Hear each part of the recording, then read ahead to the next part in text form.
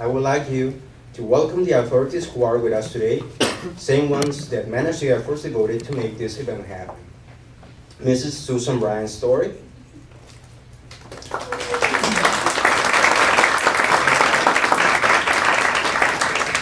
Director General of Instituto Mexicano Norteamericano de Relaciones Culturales, Mr. Jeffrey Lodermeyer,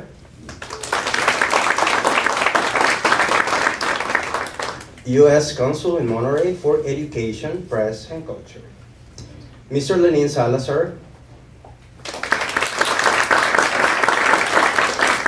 Director of our Division of Higher Studies. And we also have Mr. Felipe Sariñana. Oh, I'm sorry, this is not present. Ms. Sandra Domingo, Lucy Gutierrez, Jesus Salinas, Pilar Mora, coordinators of the different branches of our institute in the metropolitan area.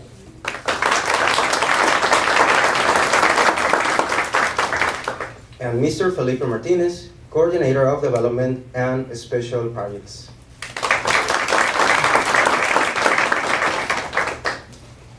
Then I would like to have your attention to the words that Mrs. Susan Bryan has for us today. Let's give her a warm welcome.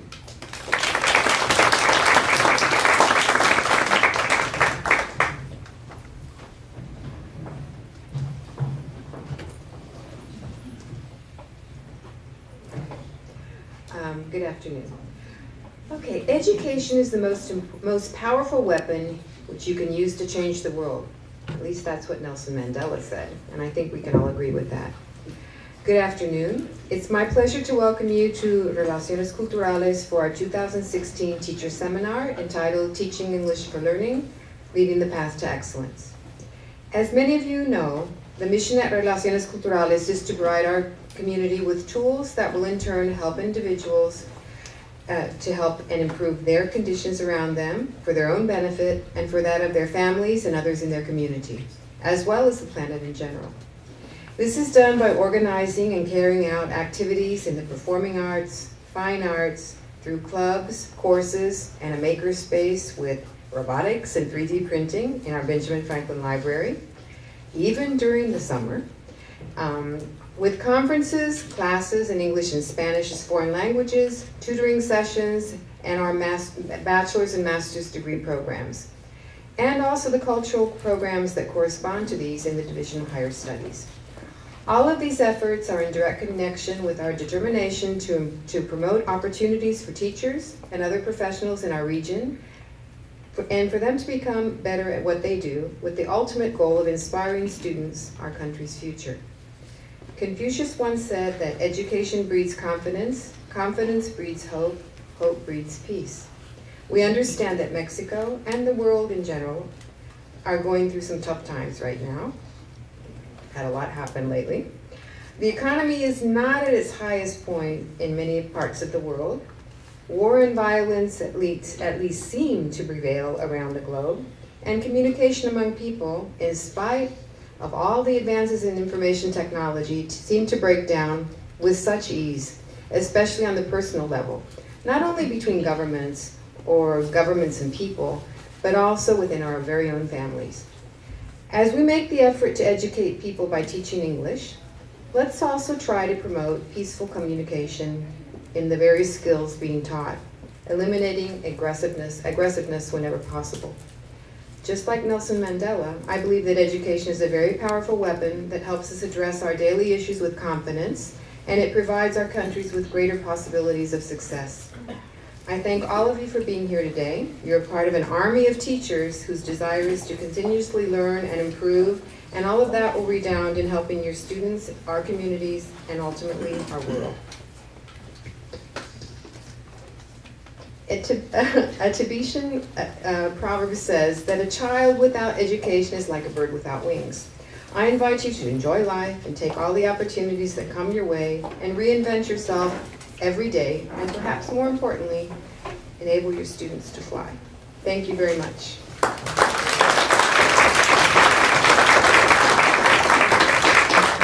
Thank you very much, Mrs. Susan Bryan. We welcome your words. And now I would like to invite Mr. Jeffrey Lodermeyer, who also has a prepared message for us today. Let's welcome him.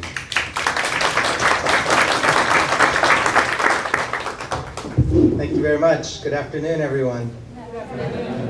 And welcome, especially those of you who've traveled from outside of Monterrey. It's good to have you here in this beautiful city on this warm day. I'd also like to thank our colleagues, especially here from the Binational Center. Relaciones Culturales is known to me as a binational center, and I work with many binational centers in Latin America, and this is really the best one. It's fantastic. So congratulations to you, and thank you for hosting this. This is an excellent platform for education. It's an excellent conference for teachers to exchange ideas, this conference today or this weekend, to enhance your professional skills and build a network of invaluable contacts throughout Mexico. As I understand, some of you are from even outside of Nuevo León and outside of Mexico. So it's great to have so many visitors here. And as a former English teacher myself, I understand the vital role that you as educators play in your students' lives, the powerful influence that we can have on their future. Teachers, as you know, empower, encourage, challenge, and hopefully engage young people to care about the social and political problems of the day. Susan alluded to some of them. And our job is to help create that hope for a better future, a better tomorrow. It's really what we're doing. We're not just simply teaching English or simply teaching mathematics. We're really building lives and inspiring students to become the best members of society and the families that they can be. And in this increasingly interconnected world that we all know about and live in every day, these problems often require cross-cultural communication and a global approach to problem solving. And learning English, learning any other language, really is building those bridges between cultures. And teachers all over the world have a vital role in preparing future leaders to tackle these problems in a collaborative manner that will benefit us as a whole. And communications play that pivotal role. In this context that we're living in now, Mexican and United States or American teachers alike have an important responsibility to teach our young people about each other's countries. That's why I like this Binational Center, because I'm learning about Mexico every day, but we're also here to teach and share about American culture at this center, and I feel very at home here.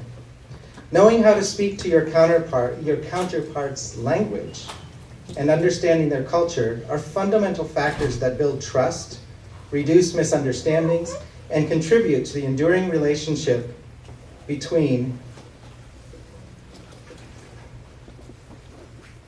It's like I have the same page twice. So I won't start over again, though.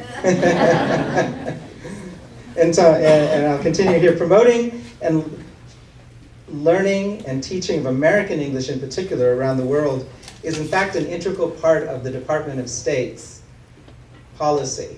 It's not just programs, it's not just things we enjoy doing at the consulate, but it's really United States policy to help other countries increase their ability, improve their ability to teach English around the world. And I have worked in many, many countries in the world, and it's really one of my favorite things to do, to help teachers and help institutions become better at learning English. So, in addition, English language programs advance the economic, statecraft, and foreign assistance goals by expanding access to the local and global job markets, particularly among the youth, who I assume most of you are in contact with every day. So I hope that this conference serves as a platform for you to communicate and exchange ideas about English language and education programs, and helps build a network of like-minded educators who seek to effect positive change in the world. And I'd like to reiterate that your contributions to helping young people become positive actors are truly indispensable, not only to educational development of your students, but also to the relationship between our two countries, and most importantly, to the future of our interconnected world. And so now, I've been asked to officially and formally open the conference.